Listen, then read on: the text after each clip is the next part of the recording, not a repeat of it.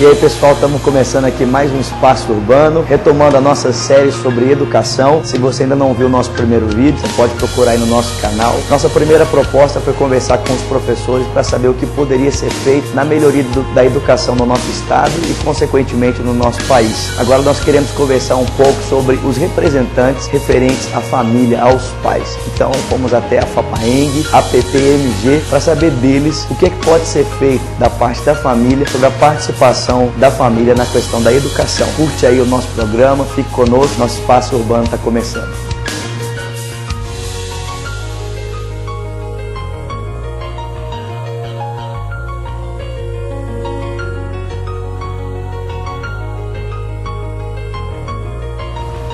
Pessoal, estamos aqui para retomar a nossa série sobre educação.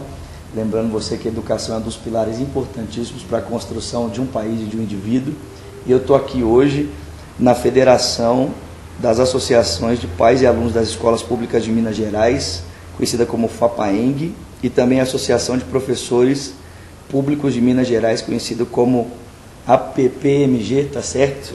Estou aqui com o Mário e com a Cleonice, que representa essas duas entidades, e nós estamos aqui para conversar um pouquinho como pode haver essa melhoria, né, no ensino público no estado de Minas Gerais, né? Vocês que estão aí diretamente ligados aos professores e também aos pais e alunos, a gente andou conversando em algumas instituições, né, tanto com professores, também com alguns alunos, falando sobre o papel da família na educação. E alguns professores até conversando conosco alegaram que em muitos momentos eles têm que fazer o papel dos pais na vida dos alunos. E eu queria saber de vocês como é que está essa questão do papel da família na educação do nosso povo hoje.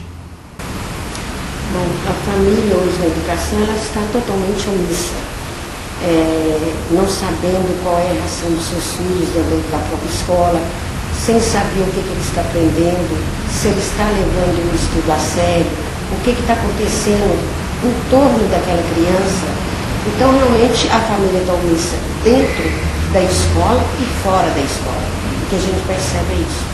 E então, estamos tentando buscar essa família, porque é imprescindível o pai e a mãe, ou o tio, ou a avó, quem toma conta, está dentro da escola para ajudar, porque senão vai ser de mal a pior, cada vez decadente mais. Mário, fala um pouquinho pra gente, só pra gente saber como que funciona a atuação de vocês, para vocês terem esses dados precisos que vocês estão compartilhando com a gente aqui.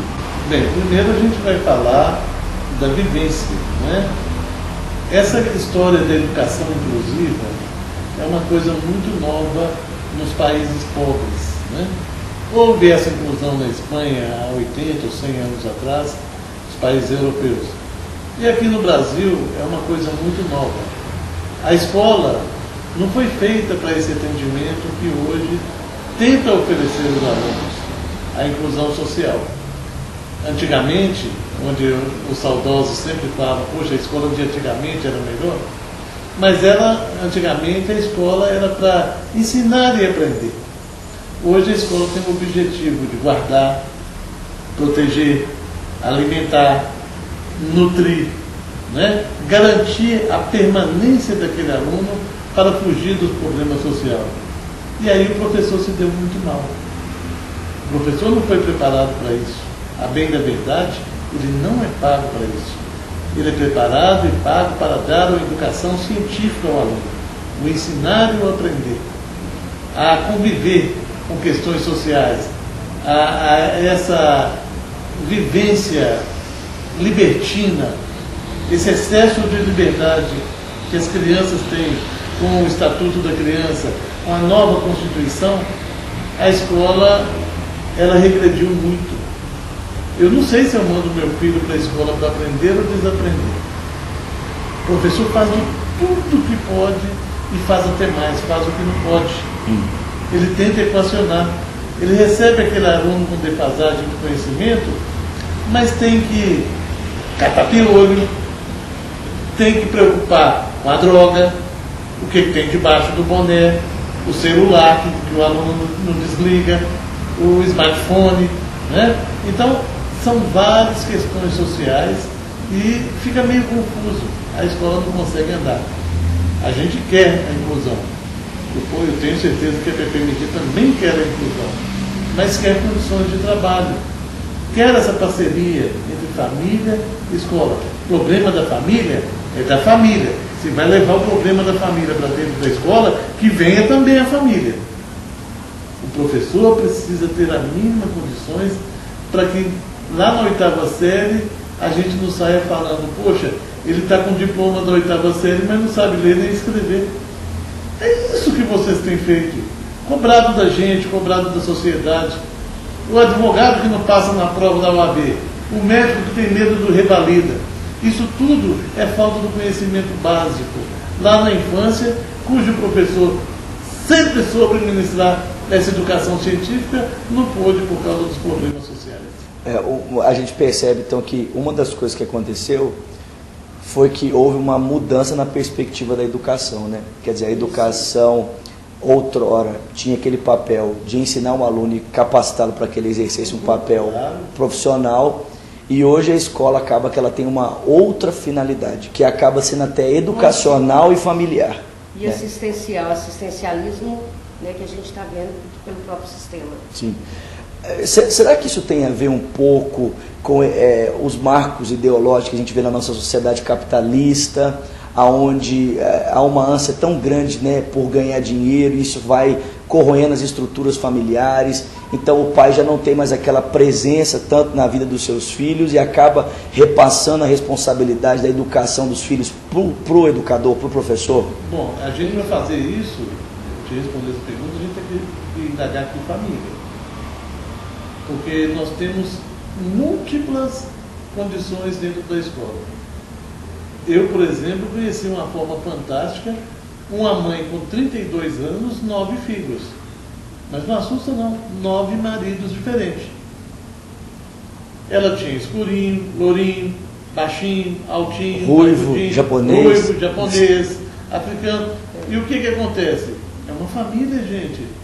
Eu fui na casa dessa senhora, tinha 4 cômodos, tinha cama e beliche para todo quanto é lugar. E essa família dentro da escola, ela existe. Aí a escola faz a festa do Dia dos Pais. Um pai vai, o outro está preso, o outro está foragido, o outro está drogado, o outro é internado, o outro morreu. Como é que vocês chamam isso de família? Pelo amor de Deus, me explica. Nós temos um pool de problema social dentro da escola. Então, não dá para se fazer, não dá para ser uma escola vencedora para a gente fazer isso. Nós temos a lei antimanicomial. O menino tem problemas mentais, mas não pode ser internado, mas pode ir para a escola. Tem a liberdade assistida. Ele é um terror da sociedade. No bairro ele manda matar, ele briga, ele rouba, né?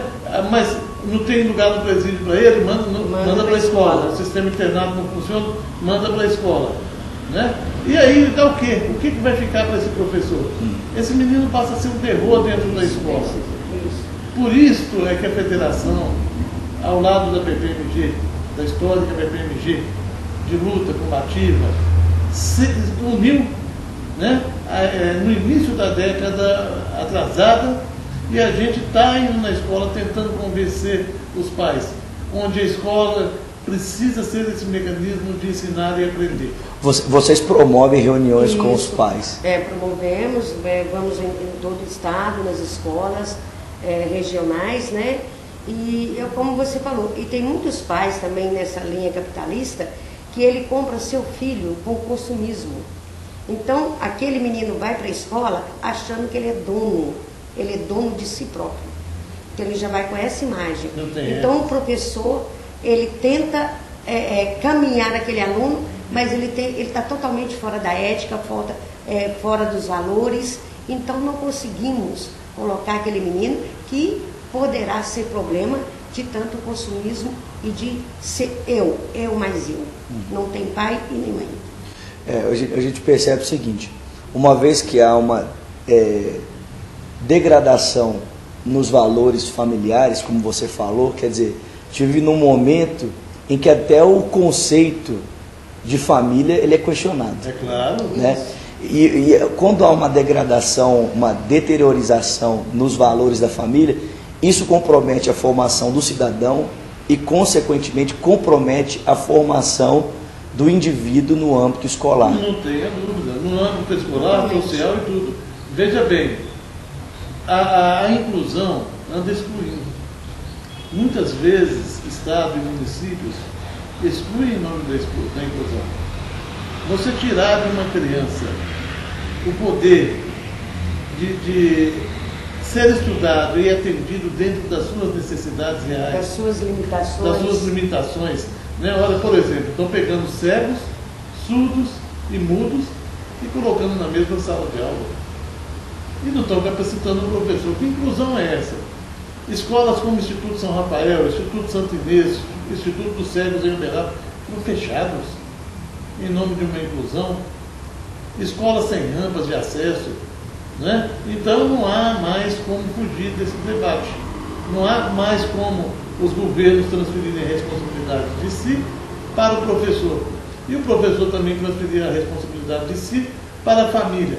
E por outro lado, a família continuar omitindo, como diz a professora Cleonice, com muita autoridade, porque ela é conhecedora, né? E devolvendo o problema para a sociedade. De que forma, Mário e Cleonice, vocês acham que medidas práticas poderiam ser tomadas para que a família se envolvesse mais, né, participasse mais na formação dos alunos?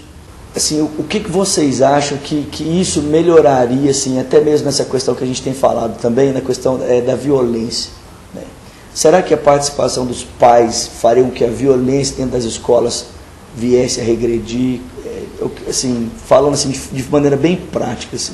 O que nós estamos tentando fazer agora é o seguinte, porque no sistema hoje eles já oferecem um professor de apoio a alguns alunos de inclusão, mas é uma coisa assim bem pequena, né? Um professor por um aluno, e a maioria que a gente encontra dificuldade que nem os próprios médicos dão o laudo para que essa criança tenha um professor de apoio dentro do recinto da sala de aula, né, onde há 40, 35 alunos. E também a gente está tentando levar a associação de pais e mestres para as escolas, né, porque ela tem um poder jurídico de estar conversando com o Ministério Público, ela tem uma força maior do que uma professora, do que um diretor e do que os próprios pais.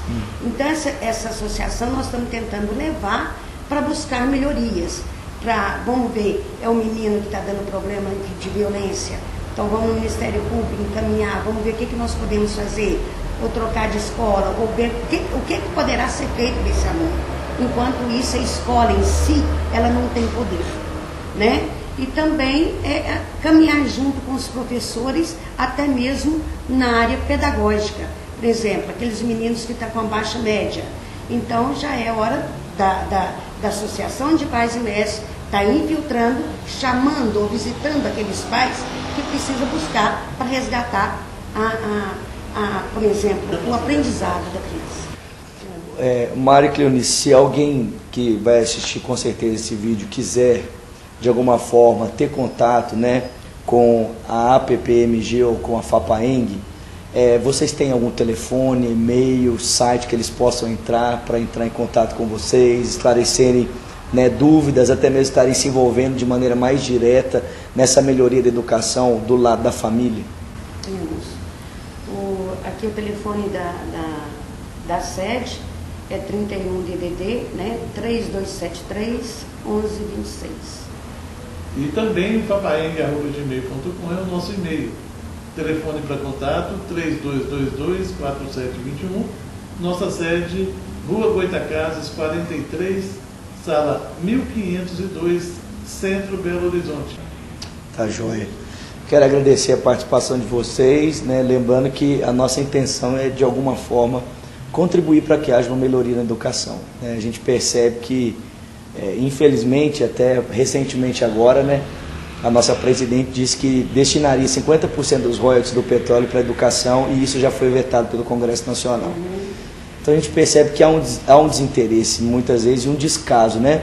Mas eu acho que muito interessante, como o Mário falou, acho que através do diálogo nas várias esferas que tangem a educação, né, pais, alunos, professores, o Estado, se houver um diálogo sadio entre essas várias esferas, talvez a gente consiga, independente do descaso de outros, fazer com que a educação seja melhor, né, no nosso país e no nosso estado, consequentemente. É o que a associação espera, a gente está aqui aberto, lutando aí, junto ao sistema, para que as coisas melhorem dentro da educação.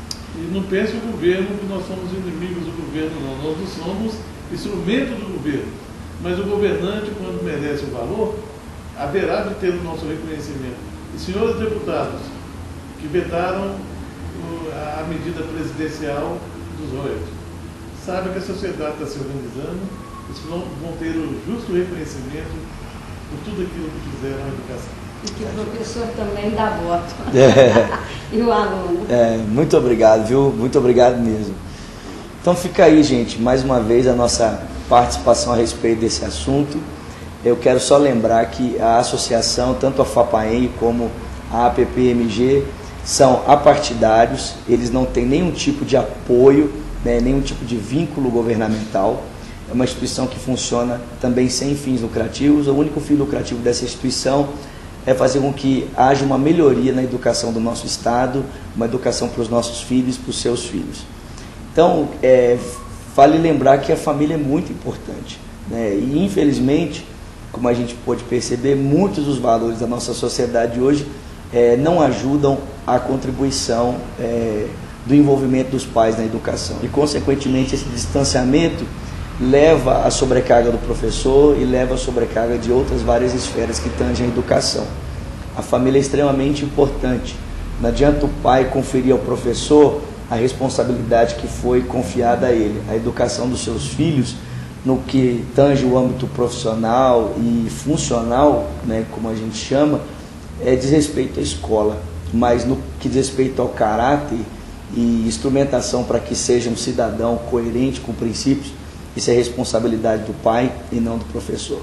Então, que cada família possa se envolver nesse sentido, e se há uma necessidade de uma ajuda, fica aí a dica das associações para que você possa estar buscando essa ajuda e estar cooperando assim com a educação melhor do seu próprio filho. Muito obrigado pela sua participação.